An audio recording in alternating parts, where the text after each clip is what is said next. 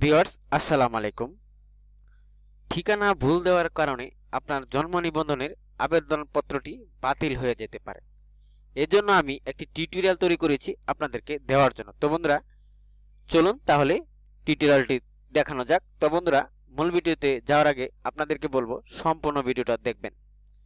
তো বন্ধুরা এখন আপনাদেরকে নিয়ে যাব মূল ভিডিওতে। তো এখন দেখেন আমি একটা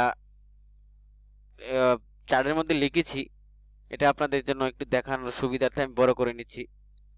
দেখেন আমি উপরে লিখেছি জন্ম নিবন্ধনের আবেদন করার সময় ঠিকানা ভুল দেওয়ার কারণে আপনার আবেদন বাতিল হতে পারে। কারণ আপনার জন্মস্থানের ঠিকানা, স্থায়ী ঠিকানা এবং বর্তমান ঠিকানা, আমরা যারা বাংলাদেশের স্থায়ী নাগরিক বা বাংলাদেশে যাদের জন্ম হয়েছে এবং বাংলাদেশের যারা নাগরিক, তাদের জন্ম নিবন্ধনের আবেদন করতে হলে অবশ্যই 3টি ঠিকানা দিতে হবে, যেমন জন্মস্থানের ঠিকানা, স্থায়ী ঠিকানা, বর্তমান ঠিকানা।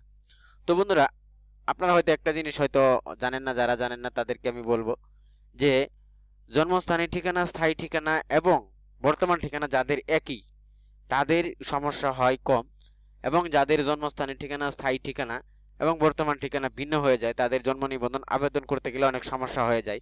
কারণ দেখা গেছে তিনি গ্রাম থেকে এসেছেন এবং ঢাকায় এসে তার ছেলে বা মেয়ের বা তার জন্ম নিবন্ধনের জন্য আবেদন বা জন্ম নিবন্ধন করতে ইচ্ছুক, তখন তিনি কি করবেন? আমি বলবো যে যিনি আপনি ঢাকা বা অন্য এক এলাকা থেকে অন্য এলাকায় জন্ম নিবন্ধন করতে চান, অবশ্যই আপনার এই ঠিকানাগুলি ভালো করে পূরণ করে তারপরে আপনার জন্ম নিবন্ধনের আবেদন করতে হবে। কারণ আপনি যদি ঠিকানা ভুল দেন তাহলে কিন্তু আপনার জন্ম নিবন্ধনের আবেদনপত্রটি বাতিল হয়ে যেতে পারে। কারণ আপনি যখন আবেদনপত্রটি আবেদন করে আপনি ইউনিয়ন পরিষদ বা সিটি কর্পোরেশন বা কোনো আপনার ওই কার্যালয়ে যখন জমা দিবেন, তখন যদি আপনার জন্মস্থানের ঠিকানা এবং স্থায়ী ঠিকানা এগুলোর সাথে যদি ম্যাচিং না হয়, তাহলে কিন্তু আপনার জন্ম নিবন্ধন আবেদনপত্রটি বাতিল হয়ে যাবে। কারণ আপনার জন্মস্থানের ঠিকানা যেটা, সেটা জন্মস্থানের ঠিকানার মধ্যেই বসাতে হবে, এবং আপনার স্থায়ী ঠিকানা যেটা স্থায়ী ঠিকানার মধ্যেই বসাতে হবে, এবং বর্তমানের ঠিকানা যেটা আপনি বর্তমান ঠিকানায় বসাতে হবে। এখন আমি যেটা বলতে চাচ্ছি যে জন্মস্থানের ঠিকানা কোনটা, স্থায়ী ঠিকানা কোনটা দিবেন এবং বর্তমান ঠিকানা আপনি কোনটা দিবেন। বন্ধুরা আপনার জন্মস্থান ধরুন বাংলাদেশের যে কোনো একটা জন্মস্থান, আপনার যে কোনো একটা জেলা, ঠিক আছে। এখন আপনি যে জেলায় জন্মস্থান করেছেন এই জেলায় আপনি বর্তমানে বসবাস করতেছেন না, করতেছেন অন্য একটা জায়গায়, যেমন আপনি ধরুন ঢাকা জেলার যে কোনো একটা জায়গায় আপনি জায়গায় কিনে বাড়ি করেছেন, তখন ওই জায়গায় আপনি স্থায়ী বাসিন্দা হয়ে গেলেন এবং আপনার ওই জায়গায় স্থায়ীভাবে বসবাস করতেছেন। এখন আপনি চাচ্ছেন কি যে ওই জায়গায় জন্ম নিবন্ধন করবেন, কিন্তু আপনার জন্মস্থানের ঠিকানা ঢাকার বাইরে, কিন্তু আপনার স্থায়ীভাবে বসবাস করতেছেন ঢাকায়, বাড়িও করেছেন ঢাকায়। এখন আপনি কি করবেন? স্থায়ী ঠিকানা দিবেন এবং বর্তমান ঠিকানা আপনার ঢাকায় দিতে হবে। স্থায়ী ঠিকানা এবং বর্তমান ঠিকানা আপনার ঢাকায় দিবেন। আপনার জন্মস্থানের ঠিকানা দিবেন হচ্ছে যে আপনি যে জেলায় জন্মগ্রহণ করেছেন সেই জেলায় আপনার জন্মস্থানের ঠিকানা দিবেন। তো বন্ধুরা জন্মস্থানের ঠিকানা বা স্থায়ী ঠিকানা এবং আপনার বর্তমান ঠিকানা কি কি দিবেন, কি কি লাগবে আবেদন করতে, সেই বিষয়ে আমি আপনাদেরকে কিছু এখানে লিখেছি। অবশ্যই আপনারা একটু মনোযোগ সহকারে দেখবেন।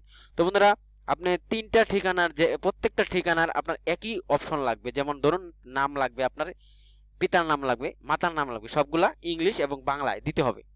তারপরে গ্রাম লাগবে, তারপরে পোস্ট অফিস লাগবে।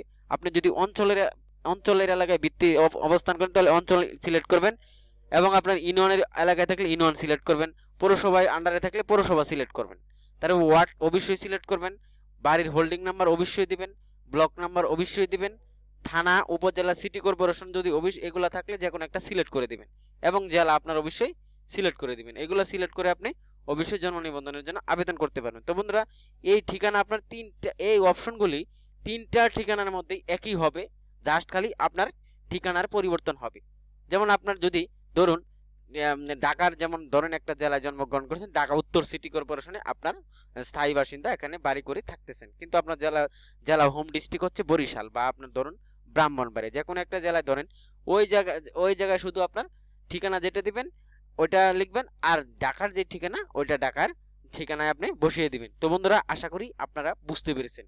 যদি কারো কোনো বুঝতে সমস্যা হয় আমাকে কমেন্টস করে অবশ্যই জানাবেন।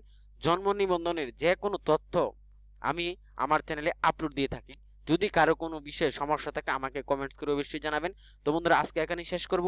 পরিশেষে বলতে চাই যে আমার চ্যানেলটি যদি কারো ভালো লাগে বা ভিডিওগুলো ভালো লাগে অবশ্যই সাবস্ক্রাইব করে দিবেন এবং নোটিফিকেশন বেল আইকনটি চালু করে রাখবেন পরবর্তী ভিডিও পাওয়ার জন্য। বন্ধুরা আজকে এখানে শেষ করছি। আসসালামু আলাইকুম ওয়া রাহমাতুল্লাহি ওয়া বারাকাতুহু।